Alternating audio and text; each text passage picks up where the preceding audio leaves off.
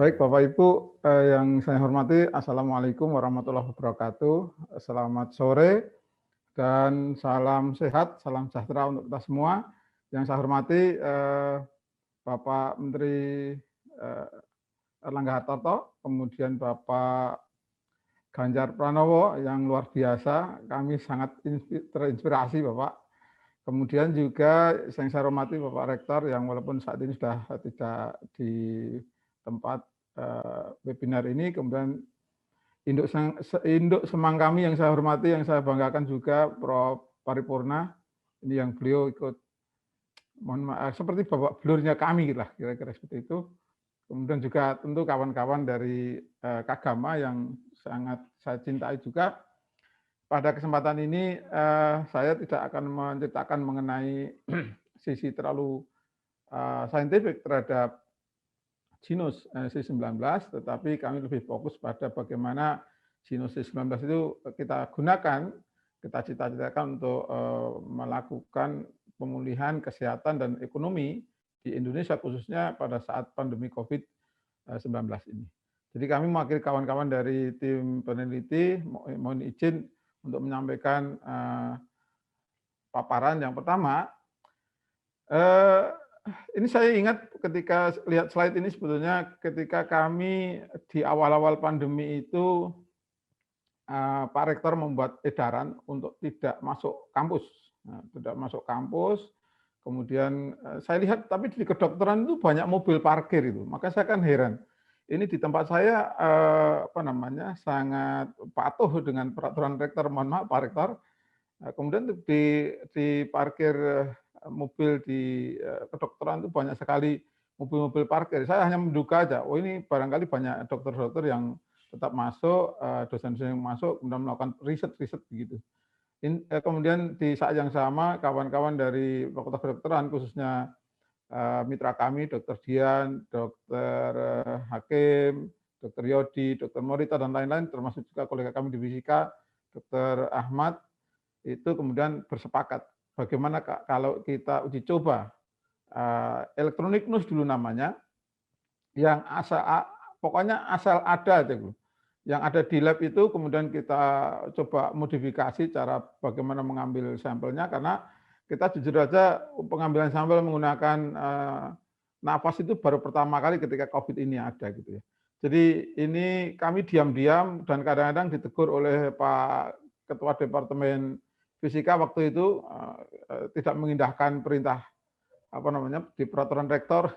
Ya, jadi kami berpikir begini, kalau semua orang diberikan kelebihan cara berpikir, kelebihan keluangan juga waktu dan lain-lain, dan kemudian semua tinggal di rumah, apa yang bisa kita perbuat bagi bangsa ini, kira-kira seperti itu. Jadi ini bukan heroikme saja, tetapi ini memang terjadi. Jadi ketika kita dalam keadaan yang seperti ini, dan kita semua tinggal di rumah, WFH ya, jadi ini menjadi sulit bagi kami untuk bisa melakukan ini. Kemudian kami diam-diam juga melakukan merobos masuk di lab, kadang-kadang juga tanpa izin, kami punya kunci sendiri begitu. Kemudian alhamdulillah dalam waktu yang tidak terlalu lama kami ditemani beberapa mahasiswa, kita coba untuk merekondisi, kemudian menyesuaikan ENUS yang waktu itu masih sangat tidak, tapi dulu waktu itu ENUS-nya sudah menurut saya sudah sangat sempurna begitu. Tapi di kemudian hari kami baru sadar bahwa ENUS ini tidak sempurna begitu. Inilah kira-kira kita mulai dari situ, kemudian kami bergerak. Ini di kiri atas itu adalah wujud dari ENUS pertama kali yang kita pakai, yang bentuknya masih kotak seperti itu, tapi ya alhamdulillah tampilannya dia tidak terlalu tidak terlalu mengecewakan, walaupun itu kita gunakan mesin 3D printer waktu itu.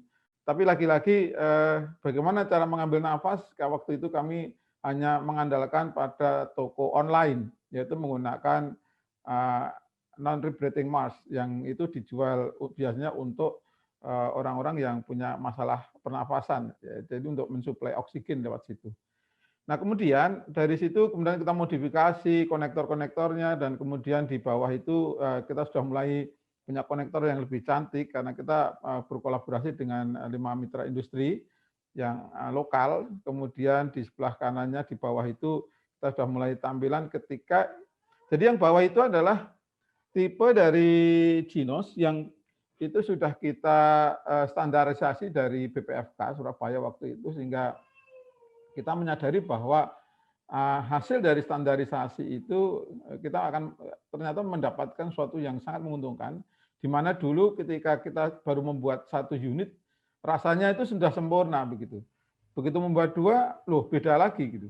Jadi terhadap sampel yang sama itu membuat dua itu beda. Apalagi ketika membuat 10, wah ini bikin panik. Kemudian kita coba ajukan ke BPFK waktu itu dan alhamdulillah oleh BPFK diuji dan kemudian kita mendapatkan suatu parameter kendalinya bahwa kalau ingin standar maka patuhi parameter-parameter itu dengan nilai yang sudah baku begitu. Kemudian dari situlah kemudian kita berangkat, kita membuat sistem apa namanya kita membuat Jinos versi pre mass production itu kita uji kembali dan kemudian berlanjut dan kemudian tampilan akhirnya dari sebelah kanan itu kita sudah mulai membuat sistem yang pada saat ini memang juga keadaan emergensi. Kalau kami harus membuat casingnya dengan model yang berbentuk macam-macam, kemudian yang lebih cantik lagi, nampaknya akan sulit lagi. Jadi kami lebih mementingkan pada aspek ini, aspek fungsionalnya saja sementara ini. Tapi ke depan memang kami sedang merencanakan atau sedang dalam proses untuk mengubah dari casing yang dari metal itu kemudian menjadi plastik sehingga akan banyak dihemat pekerjaannya gitu. Mungkin sekedar informasi juga bagi kawan-kawan Kagama bahwa karakteristik dari Jinos secara umum itu adalah non invasif. Kalau Bapak Ibu atau kawan-kawan sudah pernah merasakan di swab gitu ya, saya pernah sekali gitu, namanya rasanya minta ampun, mungkin tidak terlalu sakit lama gitu, tapi tetap air mata terus keluar. Itu kadang-kadang bikin trauma juga. Kemudian juga hasilnya cepat diketahui, ya mungkin 3 menit lah kalau sekarang itu. Kemudian tidak perlu regen, artinya kita tidak bergantung lagi dengan cerita Pak Ganjar tadi, bahwa regen aja harus beli dan seterusnya dan harus impor dan sebagainya. Kemudian yang berikutnya, insya Allah ini harganya murah dan kami prediksi kalau hitungan-hitungan kami dengan macam-macam apa namanya pelayanan, mudah-mudahan ya sekitar 25.000 per pasien per uji itu saya kira sudah relatif murah gitu. Kata Pak Ganjar waktu itu waktu di UGM, wah ini murah sekali. Kalau ini disubsidi oleh pemerintah, pemerintahnya juga sangat terbantu karena subsidinya jadi tidak terlalu besar. Sementara kalau ditanggung oleh masyarakat, masyarakat pun insya Allah juga mampu. Kemudian reliabilitas tinggi. Mengapa begitu? Karena kami memang sengaja saat ini menggunakan sensor yang berbasis metal oxide semiconductor. Atau itu sudah kita confirm bahwa bahan seperti itu memang bisa tahan lama, asal kita tidak salah dalam mengoperasikan.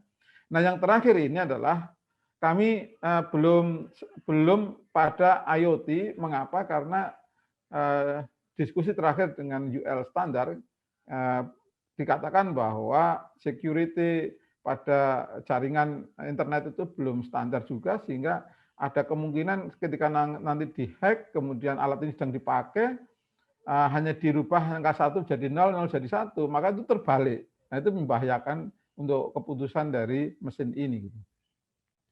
Nah standar pengujian Jinos ini yang selalu ditanyakan oleh masyarakat.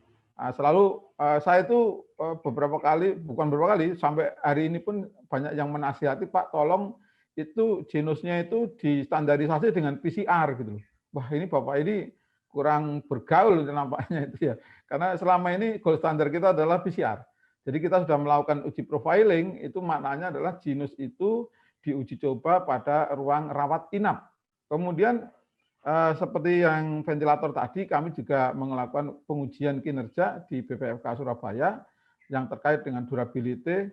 Durability termasuk juga apa namanya parameter-parameter yang sangat berpengaruh terhadap hasil pengukuran, entah itu stabilitas dari tegangan, kemudian stabilitas dari aliran udara dan seterusnya sampai ke kestabilan juga pada sensor-sensornya. Kemudian safety-nya juga dicek di sana dan kemudian kita mendapatkan parameter rujukan. Kemudian setelah uji kinerja dari BPFK itu kita dapatkan suratnya, kemudian kita ajukan untuk uji diagnostik yang disebut dengan uji klinis pre-market. Uji diagnostik ini kita lakukan di instalasi rawat jalan, maksudnya instalasi rawat jalan COVID, yang dimana orang itu datang dengan beberapa entah itu bergejala atau dia direkomendasi dari hasil screening, tracing, kemudian juga kalau orang itu memang punya kepentingan atau merasa habis terpapar begitu sehingga dia aktif ke situ. Nah ini karakteristiknya terjadi beda dengan ketika di ruang isolasi atau di ruang rawat inap. Nah, kalau yang uji diagnostik itu kita menguji genus pada ruang, mohon maaf, pada instalasi rawat jalan, ya. Jadi ada rawat inap, rawat jalan. Nah, satu lagi Bapak Ibu, di rawat jalan ini kita tidak hanya mengandalkan satu rumah sakit, tetapi kita multi center. Dengan waktu itu kita memanfaatkan ada 9 rumah sakit yang tersebar mulai dari Jakarta, Jawa Tengah, kemudian juga DIY dan Jawa Timur. Kemudian sifatnya juga triple blinded. Dan kemudian ketika kita mengajukan izin edar, ternyata itu tidak cukup. Kami masih diminta lagi untuk uji diagnosis screening bebas. Artinya genus ini harus diuji cobakan pada kondisi di mana orang-orang itu tidak berada dalam posisi di rumah sakit maupun dalam kepentingan untuk melakukan pengecekan akibat dari misalnya tracing atau dari gejala dan sebagainya. Jadi ini betul-betul seperti screening bebas gitu ya. Termasuk juga nanti kalau di tempat-tempat umum seperti di airport atau di stasiun atau di sekolah itu termasuk screening bebas. Gitu.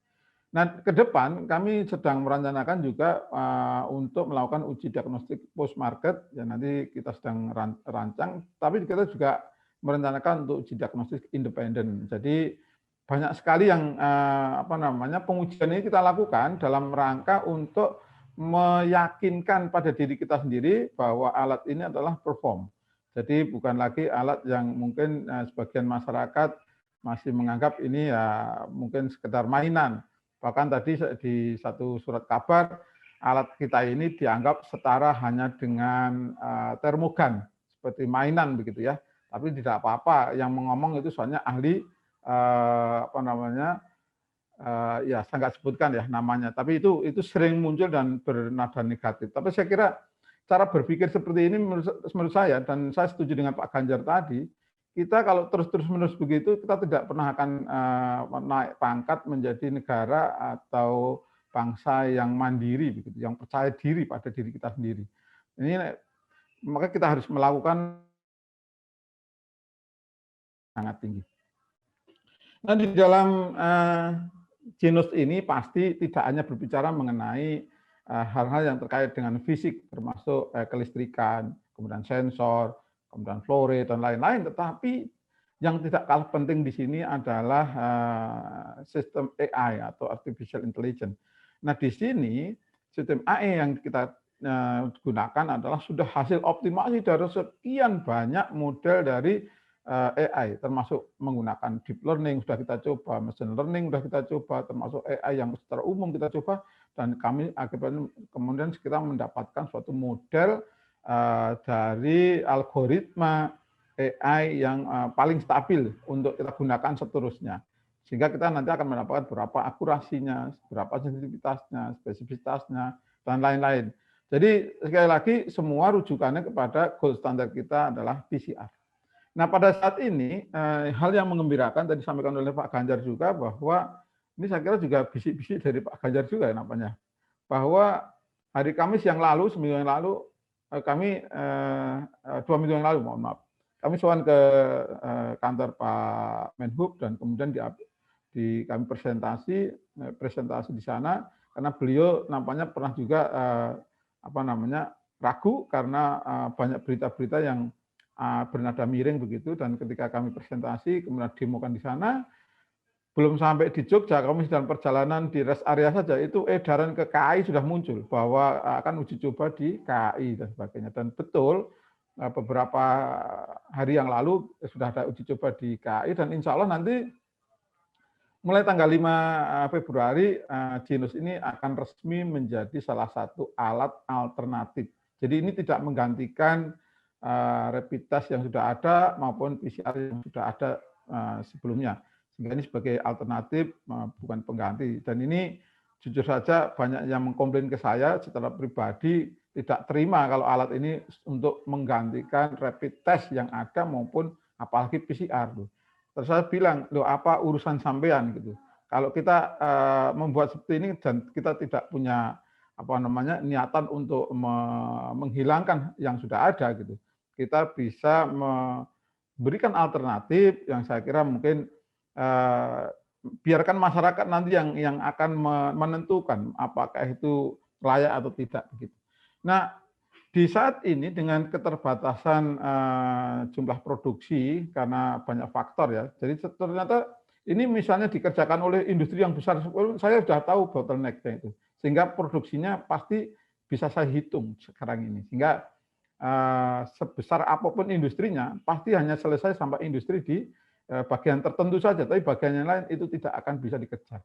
Maka dari itu mohon bersabar, sekarang ini posisi pesanan mungkin sudah membludak dan mungkin bagian PIC itu sudah sampai kewalahan, dan jujur saja kami menempatkan diri sebagai peneliti. Kami bukan pebisnis, kami bukan sebagai jadi kami tidak ikut di bisnisnya, kami harus kembali ke laboratorium, kemudian diskusi lagi, kemudian kita melanjutkan studi lanjutan untuk menyempurnakan atau mengurangi bottleneck yang ada di dalam genus yang ada ini. Sehingga kami mengusulkan dalam keadaan seperti ini, maka implementasi yang ideal, dulu juga sudah sampaikan ke Pak Ganjar juga waktu di UGM, bahwa yang utama mungkin di puskesmas itu ya, misalnya satu puskesmas, satu kecamatan itu ada satu saja, kemudian dihidupkan atau di pelayanan 12 jam saja, ini sebenarnya sudah sangat mencukupi untuk men-screening penduduk di kecamatan itu. Karena sehari dengan 12 jam itu kira-kira bisa ya sekitar 250 orang bisa dilayani dengan biaya yang sangat murah begitu. Kemudian di sekolah mungkin agak jangka panjang, tetapi kami juga mengusulkan misalnya di rumah sakit itu juga menjadi prioritas gitu. Mengapa prioritas di rumah sakit? Karena naluri orang sakit itu ke rumah sakit, bukan ke tempat RT RW begitu ya. Ini pikiran kami. Kemudian di industri juga penting. Mengapa? Karena kalau industri manufaktur makanan, minuman, kemudian bahan-bahan pokok seperti ini ada yang positif, pasti dia akan berhenti juga produksinya dan nanti akan mengganggu kegiatan ekonomi. Demikian juga dalam hal mobilitas manusia, baik itu di bandara maupun di stasiun kereta, bahkan di terminal-terminal bus, maka ini akan bisa dikembangkan untuk implementasi yang massal seperti itu. Sehingga dengan demikian mohon maaf bagi kami sebagai peneliti, sekali lagi belum menyarankan alat ini dipakai untuk pribadi. Mengapa? Kalau digunakan untuk pribadi, alat ini hanya dipakai sehari paling ya untuk 2-3 kali pengujian, hanya untuk jaga-jaga.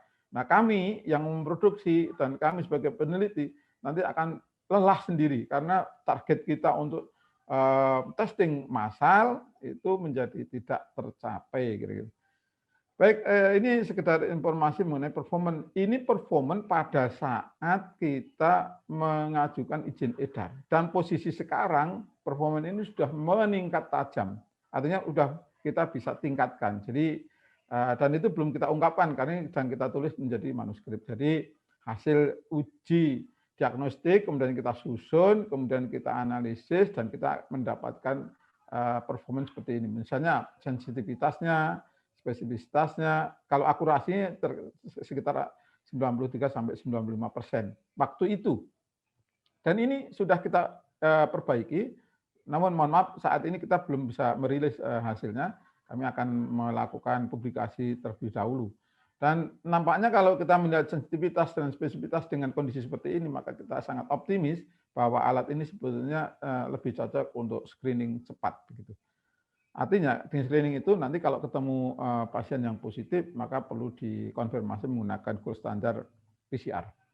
Nah, ini adalah kegiatan yang sedang berjalan pada saat ini. Di sebelah kiri atas itu adalah di tempat produksi elektroniknya, sebelah kanan di assembly, kemudian di sebelah bawah itu yang paling kiri pada QC, kemudian kita juga sudah ini penyerahan pertama di Pertamina dengan 5 unit, alhamdulillah juga berjalan baik dan hasilnya juga sampai sekarang berjalan baik. Bahkan itu kami sampai sekarang mendapatkan data dari Pertamina sebagai mitra kami untuk riset, itu juga sangat-sangat baik. Kemudian kami juga sedang melakukan integrasi sistem, baik itu dengan rumah sakit, termasuk Rumah Sakit Sarjito, kemudian juga integrasi sistem dengan PT KAI. Artinya begini, nanti hasil Genus itu langsung tercetak di tiketing atau mungkin malah di mungkin setidaknya tiketing. Nah, satu lagi Bapak Ibu yang mungkin Bapak Ibu nggak pernah memikirkan jauh gitu ya. Maksudnya saya ya, yang kemudian iya ya, ternyata setelah kita menebar misalnya nanti ribuan alat itu, kalau nanti ada kerusakan bagaimana caranya? Nah, sistem ini sudah kita bangun, alhamdulillah sistemnya sudah full IT, kemudian sistem komplainnya juga sudah kita tangani oleh mitra industri juga. Kemudian insya Allah nanti Bapak Ibu yang memegang alat ini dimanapun nanti akan dilayani oleh bukan hanya oleh distributor, tapi distributor nanti juga akan bekerjasama dengan tim after sales support dari tim peneliti sebetulnya. Dan ini belum kita laporkan ke PUI, tapi ini masuk di dalam pekerjaan kita sehari-hari. Jadi belum berhenti pekerjaan sampai situ. Kemudian kita lihat kompetitor kita, dan rata-rata mereka langsung meniupkan ke alat, dan ini membedakan kita dengan yang lain. Dan mengapa kita agak cepat? Ya karena kita punya basis rumah sakit dan pasien yang relatif regulasinya sangat mudah kita gunakan sebagai uji diagnostik. Tetapi juga keuntungan lain, kalau Genus ini kebetulan tidak perlu dioperasikan menggunakan APD lengkap. Jadi kami sudah memastikan dengan sistem SOP yang baik, maka operator dari Genus ini nanti tidak perlu menggunakan APD level 3 maupun 2. Jadi cukup menggunakan APD level 1 pun insya Allah sudah aman. Kemudian kita juga lihat beberapa kompetitor kita, kemudian juga banyak metode penelitian, termasuk juga yang dideteksi menggunakan mirip dengan kita juga, tetapi dari hidung. Ini sudah kita diskusikan di tim, apakah dengan hidung itu lebih baik. Dan saya sudah pernah uji coba menggunakan hidung saya sendiri, nampaknya lebih sulit meniup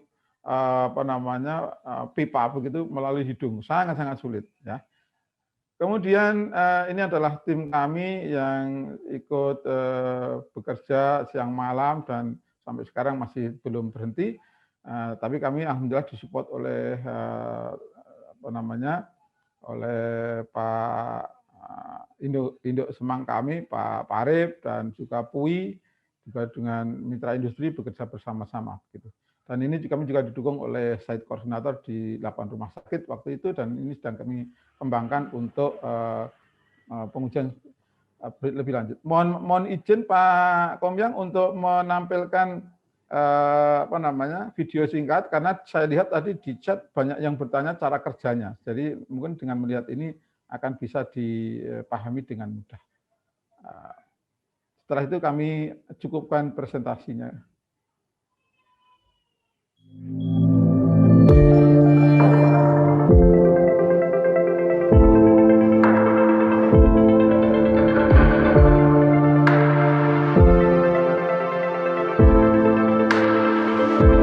Gajah Mada Electronic Nose C19 atau Genos C19 merupakan alat inovasi Universitas Gajah Mada yang terbaru dalam screening COVID-19. Genos C19 bekerja dengan mengenali pola senyawa metabolit yang terbentuk dari orang yang sudah terinfeksi COVID-19 hanya melalui sampel nafas.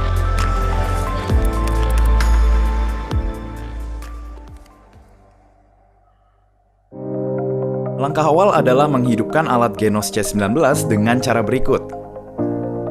Posisikan alat Genos C19 pada tempat dengan aliran udara yang baik dan tidak pada tempat yang banyak orang berkerumun.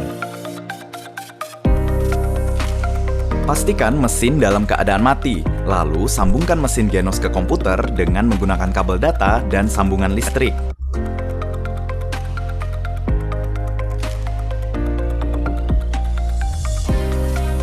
Pastikan selang sampel menembus plug HME filter. Selang menembus minimal 1 mm ke dalam melewati plug dan tidak menyentuh bagian dalam filter. Sambungkan selang sampel ke port selang sampel, lalu selang reference ke port selang reference.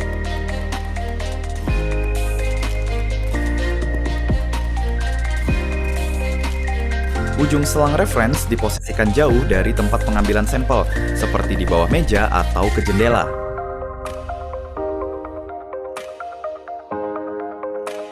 Kemudian tekan tombol power untuk menghidupkan mesin Genos. Kemudian buka aplikasi Genos AI Dashboard. Pastikan di layar laptop muncul Device Connected with Advanced Mode. Saat mesin sudah terhubung dengan benar, biarkan mesin hidup selama kurang lebih 15 menit untuk memanaskan mesin. Lalu, setelah 15 menit, lakukan evaluasi mesin dengan menekan flush untuk evaluasi udara sekitar apakah sudah ideal untuk penggunaan alat. Saat flushing, udara ideal tergambar pada grafik dalam batas plus 20 mV sampai dengan minus 20 mV. Ambang batas udara yang tidak baik atau tersaturasi adalah di luar 50 mV sampai dengan minus 50 mV. Apabila udara tidak baik selama flushing, harap memindahkan alat ke tempat dengan sirkulasi udara yang lebih baik. Penggunaan alat Genos C19 didesain agar dapat digunakan dengan mudah dan efisien. Tidak hanya bagi tim medis, masyarakat awam juga bisa menggunakan alat ini. Berikut langkah-langkahnya. Tekan Analyze lalu lengkapi identitas pasien.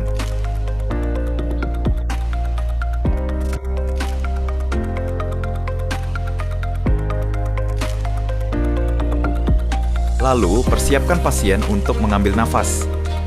Pasien boleh berdiri atau duduk untuk pengambilan nafas. Pasien diinstruksikan untuk menghembuskan nafas ke dalam masker sebanyak 2 kali. Lalu, pasien diminta untuk menghembuskan ke dalam kantong nafas. Ingat, posisikan katup kantong nafas sudah terbuka.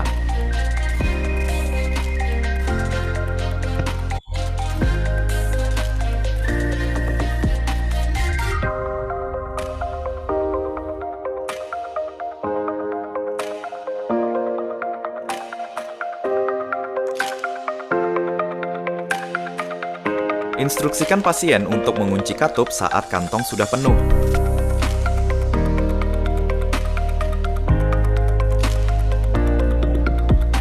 Kantong nafas lalu dihubungkan ke HME filter. Jangan lupa untuk membuka katup kantong nafas setelah terhubung dengan HME filter. Lalu tekan Save untuk memulai proses sampling nafas.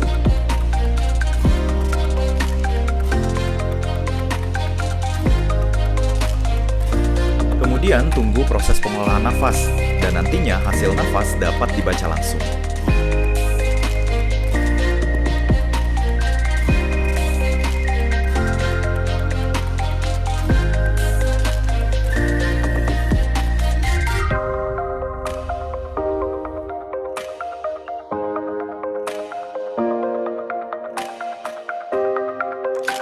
Pastikan loading kedua, yaitu loading flushing, selesai. Alat bisa langsung digunakan untuk pasien selanjutnya. Setelah sampel selesai dianalisis, kantong nafas dibuang pada limbah medis. HME filter apabila sudah digunakan melebihi 100 kali subjek negatif atau 1 kali subjek positif, harap diganti dengan yang baru. HME filter dibuang pada limbah medis. Catatan peringatan, pastikan pasien tidak mengkonsumsi makanan, merokok atau mengkonsumsi alkohol dalam periode 30 menit sampai dengan 1 jam. Pastikan selang sampel menembus plak HME filter. Selang menembus minimal 1 mm ke dalam melewati plak dan tidak menyentuh bagian dalam filter. Pastikan katup kantong nafas terbuka saat sudah sampling nafas. HME filter diganti apabila penggunaan 1 liter sudah mencapai 100 pasien atau sudah terdeteksi pasien positif dari mesin. Selama pengoperasian alat, tidak boleh menggunakan disinfektan yang bisa menguap atau dalam bentuk aerosol di sekitar alat. Pembuangan kantong nafas dan HME filter dapat dibuang pada limbah medis yang burnable. Peningkatan kecepatan jumlah tracing dengan harga yang terjangkau dan tindakan yang non-invasif merupakan alat pendukung yang ideal di era new normal ini. Penggunaan alat Genos C19 diharapkan agar dapat digunakan untuk mempercepat deteksi dini dari COVID-19. Demikian Pak Komyang, saya kembalikan. Assalamualaikum warahmatullahi wabarakatuh.